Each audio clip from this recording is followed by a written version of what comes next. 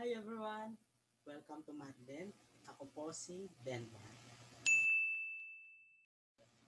It's time to answer some mathematical problem that is requested by one of my followers. Determine the solution set of this rational inequality. We have 2x plus 10 all over x plus 3 is greater than or equal to 1. So, ang una nating step is dapat gawing 0 ang right side. So, meron tayong positive 1. Para ma-eliminate yan, kailangan mag-subtract tayo ng 1 sa magkabila. So, we have 2x plus 10 all over x plus 3 minus 1 is greater than or equal to 1 minus 1. So, in that way, magiging 0 to. 1 minus 1 is 0. And then, isimplify natin ang left side. So, i-rewrite muna natin siya ng ganito. So, we have 2x plus 10 over x plus 3 minus 1 over 1. So, ang 1 over 1 ay katumbas ng 1. Now, gawin natin yung simplification ng rational expression.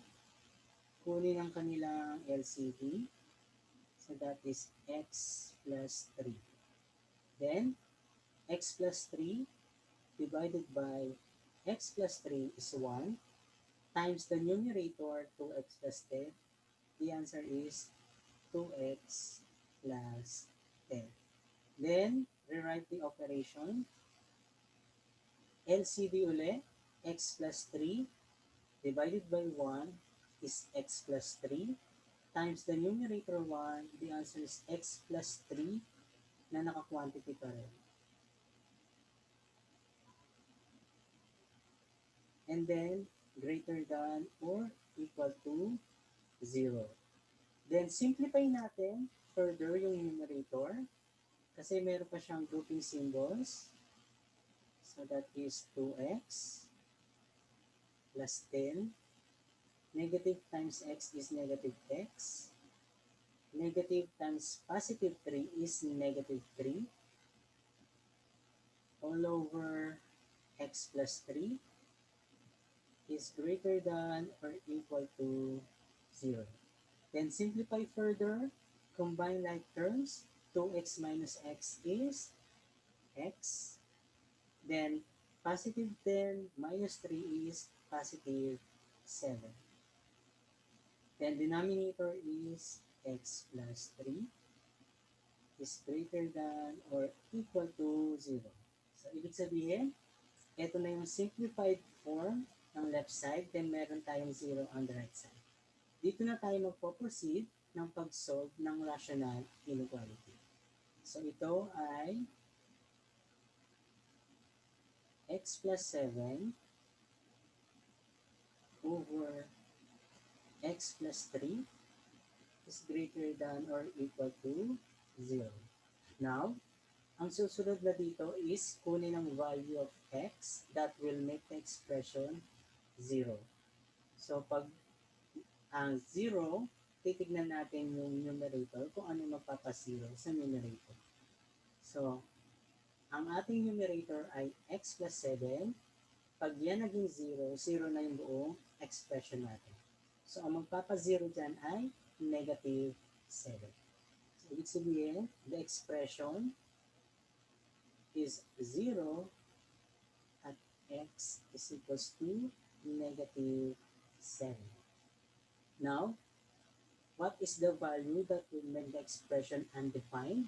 Ang titignan natin ay yung magpapa-0 sa denominator. So, pag naging 0 na ang denominator, undefined na yung buong expression. Ang magpapa-0 dito ay negative 3. So, sulat natin. The expression is undefined at x is equals to negative 3. Now, tignan natin dito kung alin ang included value at not included value. So, itong negative 7, included value siya kasi ang ating inequality symbol ay may equal sign. So that is greater than or equal to 0. Therefore, negative 7 is included. Pero, ang value na magpapa-undefined ay laging not included.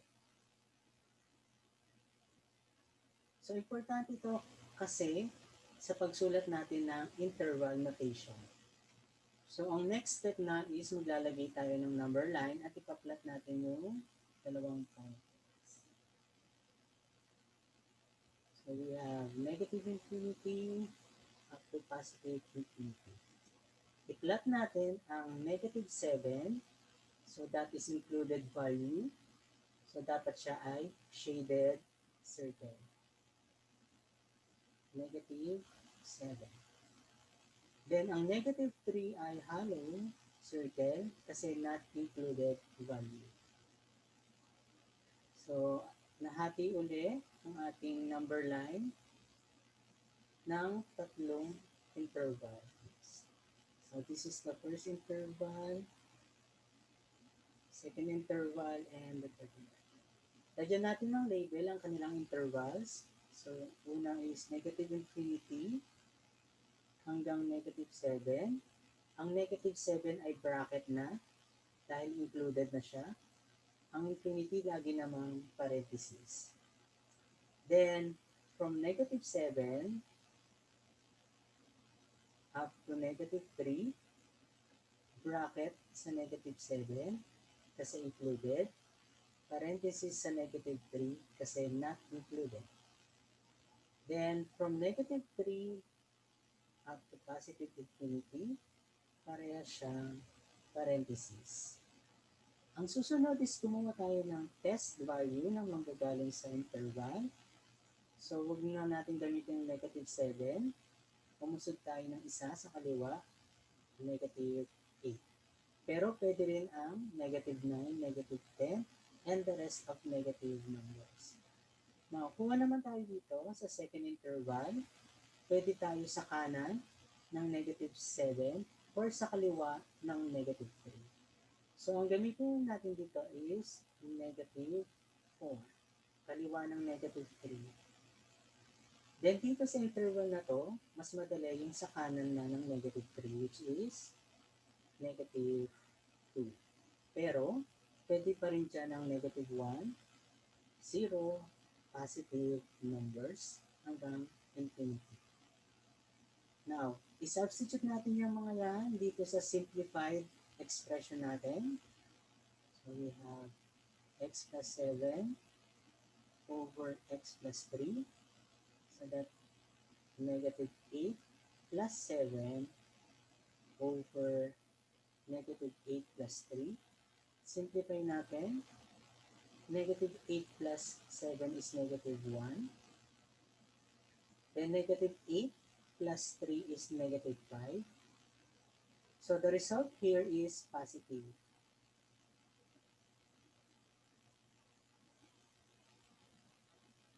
Because negative divided by negative is positive.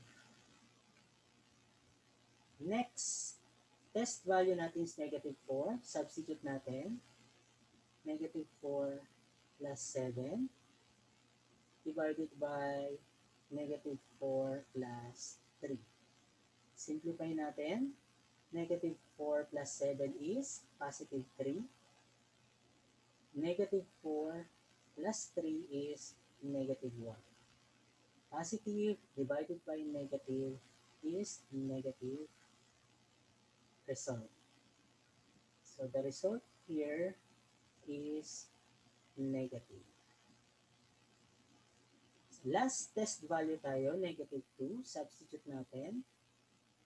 Negative 2 plus 7 all over negative 2 plus 3. Simplify. Negative 2 plus 7 is positive 5.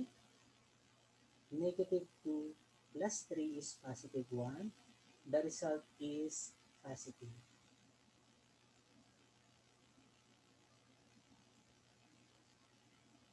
Now, tignan ulit natin yung aming inequality symbol. So, ang inequality symbol natin ay since the inequality symbol is greater than or equal to 0, those are positive numbers.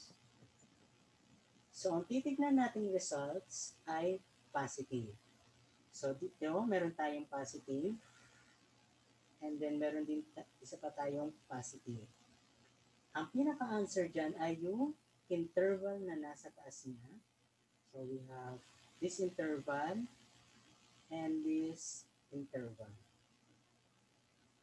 Therefore, the solution set of this rational inequality are, so we have negative infinity up to negative 7, and from negative 3 up to positive infinity. So, pwede rin natin siyang gamitan ng union. Ang katumbas kasi ng n is union, negative 8, negative infinity rather, up to negative 7, union from negative 3 up to positive infinity. So, this is the answer for the solution set of our given rational inequality.